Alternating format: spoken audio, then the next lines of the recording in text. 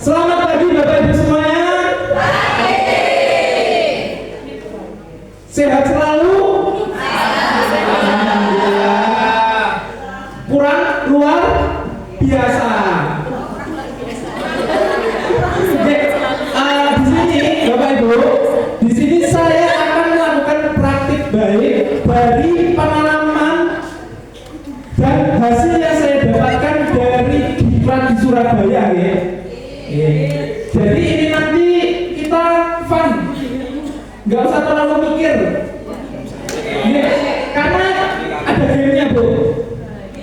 Ya ada game. Di sini saya akan menerangkan yaitu jurus pertama, kenali potensi.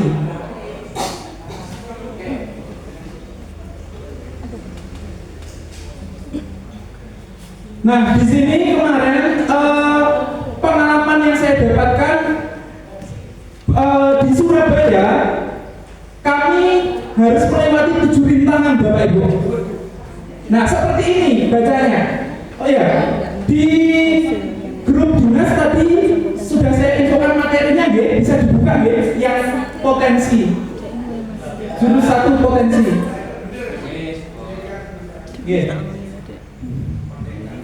Sudah dibuka ya? Nah,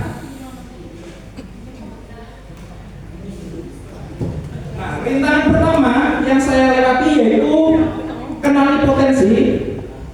Langsung di sini Bapak Ibu.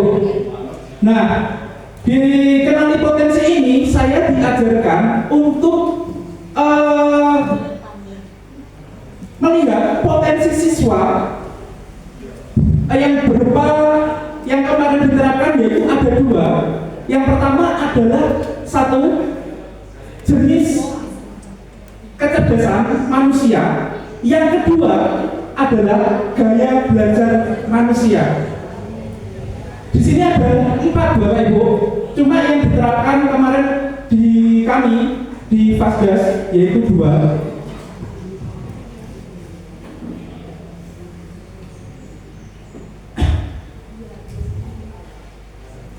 Nah, di sini websitenya adalah Aku Pintar, Bapak Ibu.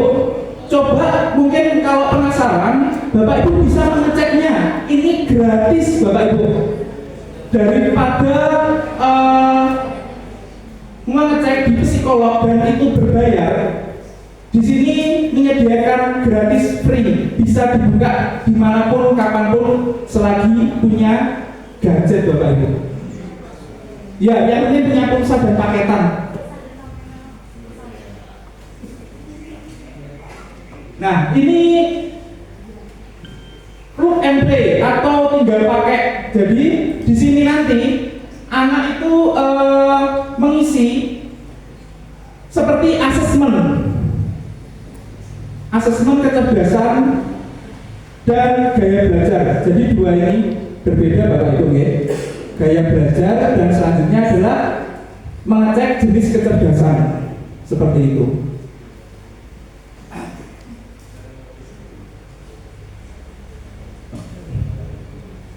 Nah, itu tadi Bapak Ibu, aplikasi itu bisa diterapkan. Monggo untuk Bapak Ibu yang punya putra bisa dicek gaya belajar dan kecerdasan anaknya ya. Saya rasa cukup bermanfaat. Bisa dicek bermanfaat di rumah atau di sekolah ini nanti atau pakai aplikasi itu. Nah, yang pertama disebut intelijensi atau kecerdasan itu perilaku yang berulang-ulang, kreativitas dan pemecahan masalah. Ini berkesinambungan. Nah, itu kan perilaku berulang, kreativitas dan pemecahan masalah itu nanti membentuk 8 jenis kecerdasan seperti ini Bapak Ibu. Ada gambarnya. Nah, ini kan bentuknya hewan Bapak Ibu ya. Di sini narator menjelaskan bahwa pertanyaannya intinya seperti ini. Di antara kalian siapa pemanjat pohon itu yang tercepat? Kira-kira dari sini ibu milih mana kira-kira? Monyet, betul. Karena monyet sudah terbiasa membentuk kecerdasan yang seperti ini, perilaku berulang, kreativitas, dan pemecahan masalah.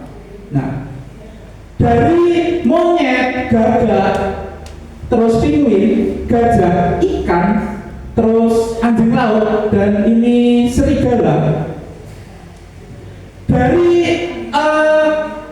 beberapa hewan ini banyak memiliki potensi yang berbeda, betul nggak? Seperti yang memiliki IQ atau tingkat kecerdasan yang paling tinggi, kira-kira dari sini mana Bapak Ibu? Dari hewan ini, coba. Oke, ada yang pinguin? Siapa? Yang memiliki IQ atau kecerdasan tertinggi dari semua hewan ini? Monyet, oke, monyet. Terus ada lagi selain monyet?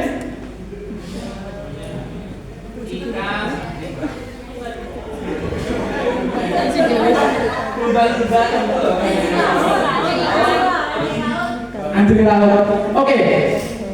Faktanya dari kebanyakan hewan ini Bapak Ibu yang memiliki kecerdasan tertinggi adalah ini. Gajah.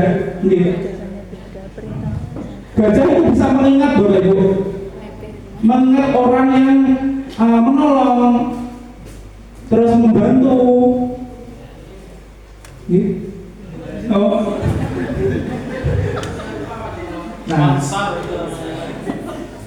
Nah seperti itu ya Bapak Ibu analoginya ya. Oke, saya lanjutkan. Ini yaitu 8 jenis kecerdasan. Mungkin Bapak Ibu sudah familiar ya dengan semua ini ya Bapak Ibu. Ada linguistik yang ahli dalam berbahasa, terus pandai berbicara, logis matematis. Nah ini 8 ini adalah mencangkup berbagai aspek Bapak Ibu. Seperti bakat minat juga berpengaruh dalam karir juga seperti ini secara tidak langsung. Mungkin Bapak Ibu guru bahasa Indonesia mungkin punya kecerdasan ini ya, yang pasti ya. Kemampuan menggunakan bahasa secara efektif baik lisan maupun tulisan atau contohnya pandai berbicara, menulis dan berdebat. Sudah pernah Bapak Ibu? Ada yang pernah tes kecerdasan dulu Bapak Ibu? Belum pernah ya? Nah itu nanti kesempatan untuk mencoba aplikasinya. Bisa ya untuk mengisi waktu bisa lah. Nggih. Ngoten nggih. Nah, ini yang paling menarik Bapak Ibu. Setelah kecerdasan musikal yang berhubungan dengan musik, kemarin saya di Surabaya dengan Bapak Ibu guru BK yang lain, saya memiliki kecerdasan ini Bu. Dan guru BK lain juga sama, hampir 80%. Kecerdasan interpersonal dan kecerdasan intrapersonal. Kemarin dengan Fasna saya dicek semua, tapi dengan bermain game simulasinya Bapak Ibu. Nah, kemampuan memahami berinteraksi secara efektif dengan orang lain, contohnya pandai berkomunikasi, bekerja tim, dan memahami perasaan orang lain. Yang selanjutnya adalah kecerdasan interpersonal, kemampuan memahami diri sendiri termasuk emosi, motivasi, kelebihan, kekurangan diri. Mampu merenungkan tujuan hidup dan mengelola emosi diri. Nah, ini yang menurut saya, pengalaman saya di situ paling menarik karena hampir sama Bapak Ibu. Padahal nggak janjian loh. Sistem yang menentukan. Seperti itu. Oke, saya next lanjut. Nah, di sini mungkin Bapak Ibu juga sudah familiar dengan 3 gaya belajar ini. Yang pertama adalah gaya belajar visual yang berhubungan dengan sebuah gambar atau media berbentuk. Nah, murid yang memiliki kecerdasan ini itu biasanya cocok disuruh untuk membuat PowerPoint, melihat video, mengamati video, terus membuat peta konsep. Soalnya Bapak Ibu kalau membuat video visual. Yang selanjutnya adalah kemampuan auditory. Nah, kemampuan auditory ini Bapak Ibu, ini adalah berhubungan dengan pendengaran.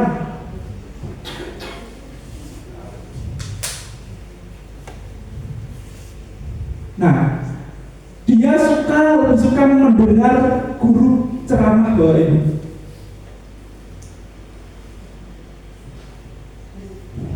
Mendengarkan radio, terus mendengarkan orang ceramah dengan tidur, bahkan bisa paham tanpa melihat. Nah, itu orang yang memiliki kecerdasan auditory. Seperti ini. Yang selanjutnya adalah kecerdasan kinestetik. Kecerdasan kinestetik ini berhubungan dengan simulasi, berhubungan dengan motorik halus dan kasar, yaitu bentuk pergerakan, bergerak. Kalau neng kursi bokongnya licin. Nah, mungkin Bapak Ibu yang menemukan anak pembelajaran dengan kinestetik itu mungkin yaitu butuh simulasi seperti ini. Dia lebih suka praktek, menemukan metode baru dengan bergerak, mengamati sebuah objek terus digerakkan, seperti itu suka. Nah, ini Bapak Ibu, kemarin saya berpraktek di kelas 8E karena wali kelasnya saya mengujinya di kelas 8E. Ini adalah sampelnya Bapak Ibu di Aku Pintar. Nah, di sini ada kecerdasan intrapersonal dan ada gaya belajar kinestetik. Ini adalah nanti kalau Bapak Ibu mengisi Aku Pintar itu, hasil datanya seperti ini gambarannya Bapak Ibu. Nah, ini yang paling menarik adalah banyak siswa di kelas saya itu ada yang beberapa itu memiliki tingkat kecerdasan atau gaya belajar yang combination. Jadi tidak hanya intrapersonal, bahkan ada yang intrapersonal kinestetik itu juga ada. Terus kinestetik musik juga ada. Seperti itu Bapak Ibu. Oke, saya lanjut. Nah, ini adalah data yang saya ambil dari kelas 8E. Bisa dilihat melalui PPT yang saya bagi. Ini saya baca gitu. Nah, misal ini Audrey kinestetik audiovisual. Ini banyak sekali. Nah, terus minat aktivitasnya kesenian, gambar, bakatnya gambar.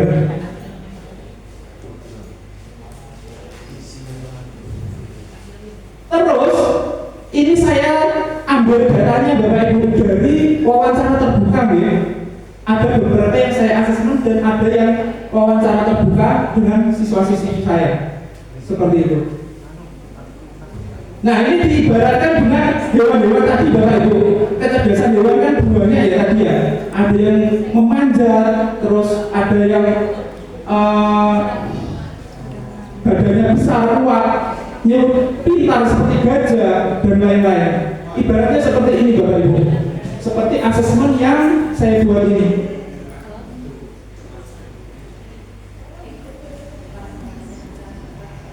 Dan dari hasil ini Bapak Ibu, ini saya simpulkan ya.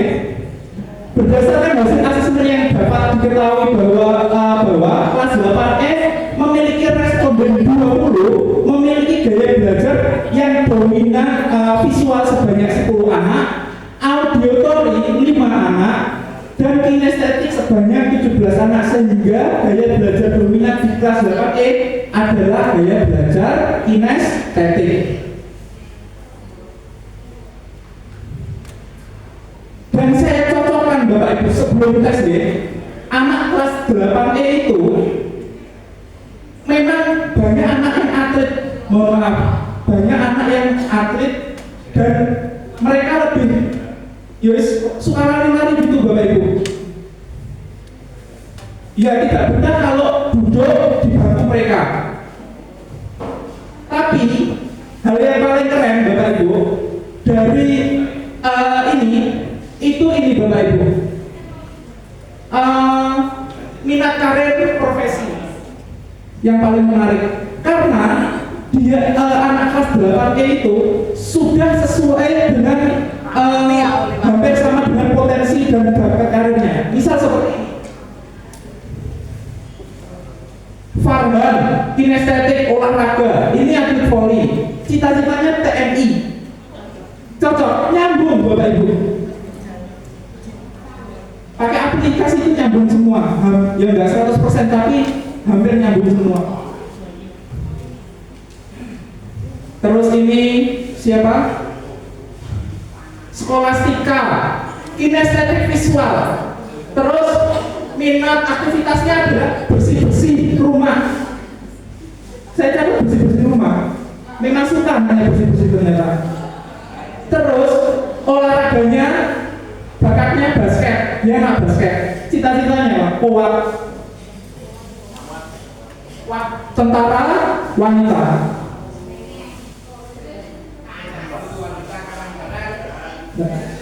Ya, ini yang tentara, perempuan tentara. Nah, seperti itu. Dari sini ada yang ditanyakan Bapak Ibu? Saya. Oke, siap Pak Mus. Dari kesekian siswa ini, manakala tidak ada yang cita-cita menjadi atau kiai kan, kok tidak ada sama sekali, berarti tidak ada yang minat. Bagaimana itu mengatasi hal itu? Oke, menarik ini. Ini Pak Mus hampir sama pemikirannya dengan saya Bapak Ibu. Saya hampir senang. Saya senang sekali waktu ada yang bercita-cita jadi guru. Itu saya senang sekali karena generasi barunya ada. Ya guru seni, guru bahasa Indonesia ada di 8E. Oke, saya tunggu kamu jadi guru. Nah, Pak Muiz mungkin bisa memberikan asesmen atau wawancara terbuka melalui tempat di musola, Pak Muiz. Dicoba dengan pakai aplikasi yang tadi. Seperti itu.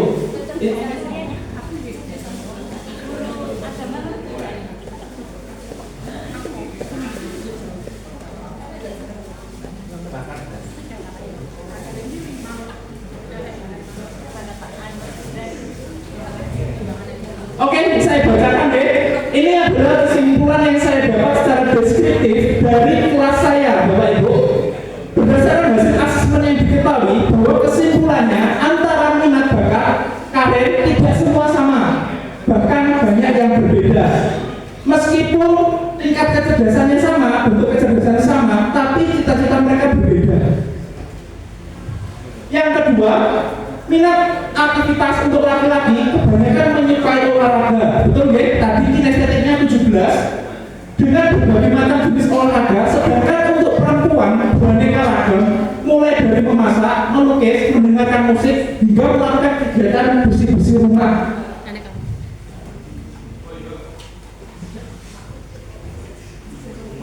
Iya, jawabannya seperti itu Bu. Aktivitas yang kamu lihat apa? Bersih-bersih rumah Pak. Saya sering bersih-bersih rumah. Ya, saya catat aja. Tapi dia sudah menemukan bakatnya seperti basket di luar.